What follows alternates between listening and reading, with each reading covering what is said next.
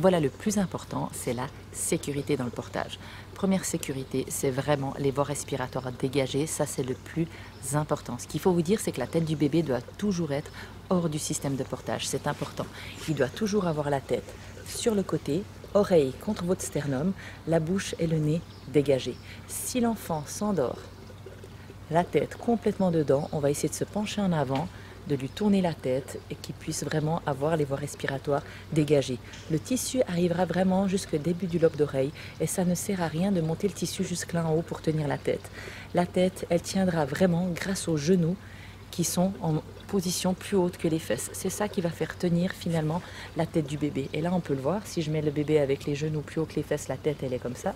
Tandis que si je mets le bébé avec les genoux plus bas, regardez la tête, ce qu'elle fait. Elle va faire que de bouger.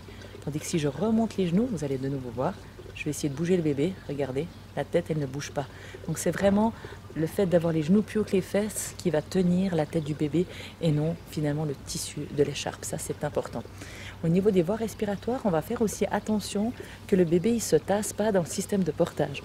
Alors le tassement, c'est quand le bébé il s'endort. Vous avez déjà dû remarquer que des fois il devient tout mou et puis quand il devient tout mou, des fois il va commencer à descendre et puis vraiment à se tasser sur lui-même, à devenir comme une grosse boule toute ronde et là il y a vraiment le menton qui touche le sternum et là de nouveau on bloque les voies respiratoires.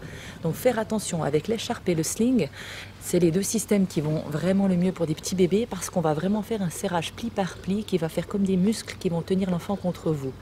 Tandis que si on part dans des systèmes qui ont des poches préfaites, c'est toujours le même problème des poches préfaites, c'est qu'on serre finalement les bretelles, mais jamais on peut serrer cette poche qui a une certaine grandeur.